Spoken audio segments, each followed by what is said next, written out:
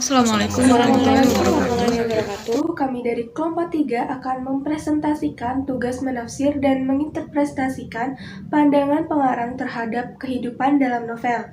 Kami memilih novel Dia Adalah Dilanku 1991. Saya Cynthia Jessica Putri, nomor absen 8. Di sini saya akan mempresentasikan bagian sinopsis novel Dia Adalah Dilanku 1991. Sinopsis Dilan 1991. Milea mulai bercerita tentang kisah cintanya dengan Dilan. Ya, Milea mengenang kisah cintanya yang terjalin di kota romantis, di kota Bandung. Kali ini, kisah Milea dimulai saat Milea dan Dilan sudah resmi berpacaran. Kisah ini dimulai saat setelah mereka menandatangani materai tentang ikrar mereka sudah resmi berpacaran. Tempat jadian mereka berada di warung BEM yang terletak tidak jauh dari sekolah mereka. Setelah mereka berdua resmi berpacaran, Dilan membawa Milea naik ke motor ZB-nya. Mereka menyusuri jalanan di bawah rintik hujan yang terjadi pada Desember 1990 di kota Bandung tersebut. Kisah mereka berada dengan remaja-remaja zaman sekarang. Pada saat itu, Milea sangat bahagia dengan resminya Dilan menjadi pacarnya. Milea berasa menjadi sangat beruntung sekali telah memiliki Dilan. Milea selalu rindu bila tidak bertemu dengan Dilan. Pada bagian Dilan yang mulai dikeroyok agen Cia, saya merasa iba karena itu merasa tidak adil. Dilan menyebut yang mengeroyok dirinya adalah agen Cia. Tempat kejadian masih di warung BEM. Tak habis pikir, Dilan akan menyebut mereka dengan julukan itu. Ternyata perjuangan Kang Adi untuk mendapatkan Milea belum surut. Saat itu, ketika malam minggu, ketika Milea telepon dengan Dilan, datanglah Kang Adi ke rumah Milea. Saat itu, Milea sedang berbincang dan menanyakan jam berapa Dilan apel ke rumahnya. Dan membuat skenario untuk bertengkar di telepon agar didengar oleh Kang Adi. Setelah skenario bertengkar selesai dan langsung membuat Kang Adi berusaha menghibur Milea. Namun itu tidak berhasil dan tibalah Dilan datang ke rumah Milea untuk membuat Kang Adi tidak betah di rumah Milea. Dan hasilnya pun berhasil. Sekian dari saya akan dilanjutkan oleh saudari Elsa. Nama saya Elsa Indah Laksamana, nomor absen 10. Saya akan melanjutkan sinopsis yang telah dibacakan oleh teman saya. Yugo adalah saudara jauh Milea yang beberapa tahun terakhir tinggal di Belgia. Yugo dan Milea pada waktu kecil ia sering bermain bersama. Yugo adalah anak dari tante jauhnya Milea. Yugo kembali ke Indonesia setelah kematian ayah Yugo. Yugo tinggal di kota Bandung, yaitu kota yang sama dengan Milea. Ternyata Yugo suka sama Milea. Di sisi lain, Milea khawatir dengan Dilan yang akan dikeluarkan oleh sekolah.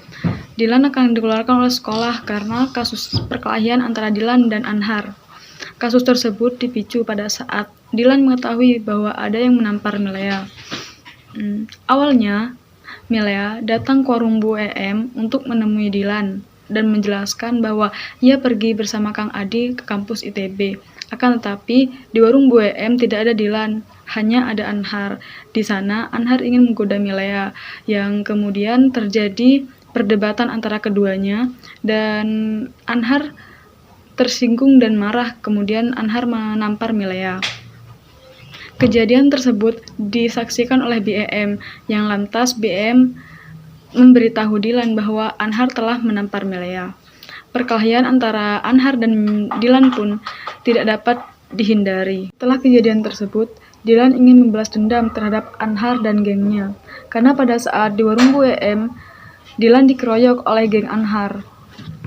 Kabar balas dendam tersebut kemudian didengar oleh Milea.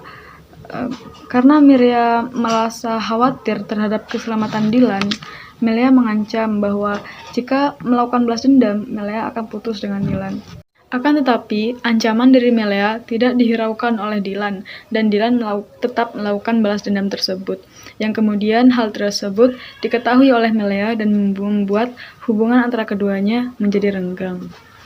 Inilah bagian kedua dari kisah cinta Dilan dan Milea. Jika pada bagian pertama novel kisah cinta Dilan dan Milea merupakan pendekatan antara mereka, di novel kedua ini dimulai pada hari setelah mereka selesai membuat surat pernyataan mereka jadian. Nama saya Alivia Gustalia Putri, nomor absen 5. Saya akan membacakan nilai-nilai novel Dylan 1991. Yang pertama, norma agama.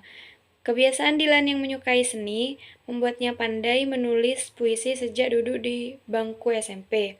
Dylan juga memfavoritkan tokoh Mahatma Gandhi yang berasal dari India. Selain itu, Dylan juga pandai dalam hal bela diri. Yang kedua, norma moral. Dylan yang seorang gangster tidak lantas selalu terlibat dengan permasalahan seperti tawuran, konvoi, dan biang onar.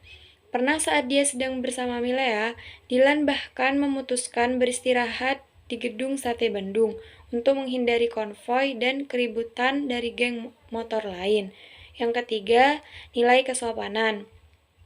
Saat Milea kakinya terkilir, dengan baik hatinya Dylan memanggilkan Mbok Darmi, tukang urut langganan Ibu Dylan, dan dengan sopannya Dylan menjemput dan mengantar Mbok Darmi pergi dan pulang.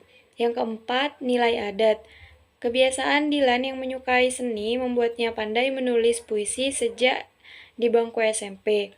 Dylan juga memfavoritkan tokoh Mahatma Gandhi yang berasal dari India. Nama saya Vigo Maulana Rahman, nomor absen 13.